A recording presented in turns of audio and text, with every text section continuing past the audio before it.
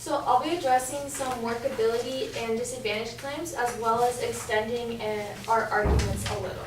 So to kind of go off of the workability of job loss and how the minimum wage would affect that, in Pasadena when they raised the minimum wage to $15, in an article by David Wagner titled, "Here's What Happened When Pasadena Raises Minimum Wage," the two new reports looking at the recent minimum wage hikes shed some light on the debates around minimum wage. The findings suggest that workers are making more money, employment hasn't gone down, and businesses aren't going away. So from this, in a local city nearby, we can see that the economy is still thriving and doing fine despite a minimum wage increase. So it's not as dramatic as the affirmative side would suggest. Going off of the idea that an increase in minimum wage would not be beneficial to families, an argument against that would be that there is a decreased use in social welfare programs when we increase our minimum wage.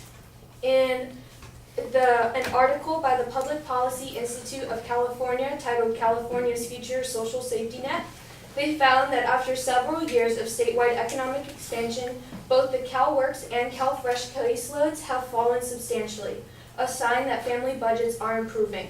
So from this evidence, we can tell that two things. One, that families are indeed making more money, which is a point that the affirmative side was trying to push, that it's not helping families, but from the California social welfare programs, we can actually see a decrease in the amount of families using these programs, and we can actually see that their income overall has been increasing.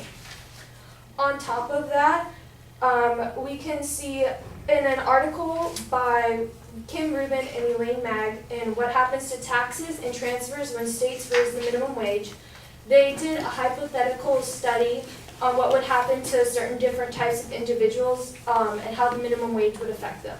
So they found that the pattern that was most applicable to the states was that the SNAP, so Supplemental Nutritional Assistance Program by the federal government, actually gave the workers a lot more cuts. But in California, the pattern would apply that the $15 minimum wage would lead to bigger SNAP cuts, which means that the federal government is spending less money on citizens in California for social welfare programs, which is a benefit to the government because it's a decrease in money they have to spend on us. And then also because in the same article about what happens to taxes and transfers when states raise their minimum wage, you can see that the people, once they get off these social welfare programs, they also stop they get their tax cuts and they have to start paying taxes again because of their increased incomes.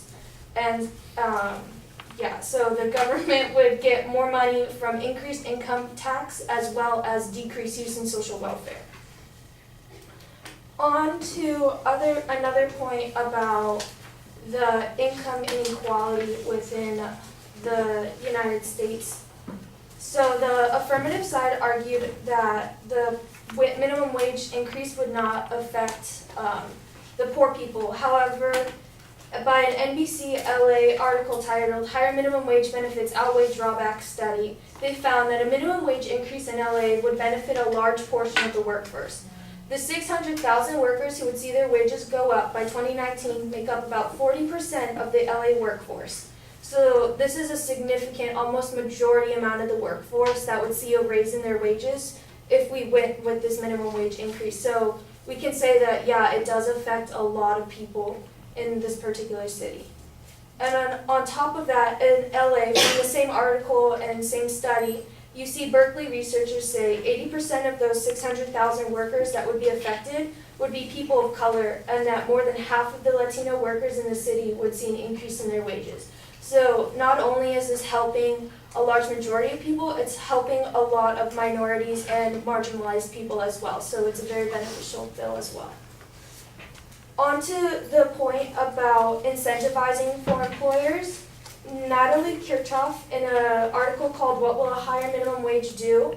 states that higher wages will incentivize employees and reduce turnovers because employers will save money they spend on replenishing the bottom rung, and the higher wages tend to keep workers in their job longer. as like business owners, you know that employee turnover is one of the biggest costs to your business because it's wasted money on labor. So if we have higher wages, then it keeps people more motivated in their job and to do well and to keep the same job. And reduces the money therefore for employers to pay for those wages, those labor costs. And then as far as the problem of poverty within the country, according to the Economic Policy Institute, in an article titled The Productivity Pay Gap, they believe that previous policies failed to shrink the income inequality gap. They state that the income, wages, and wealth generated over the last 4 decades have failed to trickle down to the vast majority, largely because policy choices made on those behalf with the most income, wealth, and power have exacerbated inequality. And this ties into the point that the affirmative side was making about outsourcing. In our opinion, outsourcing should not be the first concern about this because that would mean that the big businesses want more profit and aren't interested in having our workers get paid a minimum living wage. And to support this, we know that California is one of the highest cost living wage. And an article by Allison Doyle in Pros and Cons of Raising the Minimum Wage, she says that due to these low minimum wages, many live below the poverty line. And she states that since the minimum wage hasn't kept up with inflation, the pay of many workers, particularly those with families of 3 or more, are now well below the poverty line. So from this, we can see that there are many benefits that the affirmative side doesn't address in increasing the minimum wage to the people and to the government and to businesses themselves.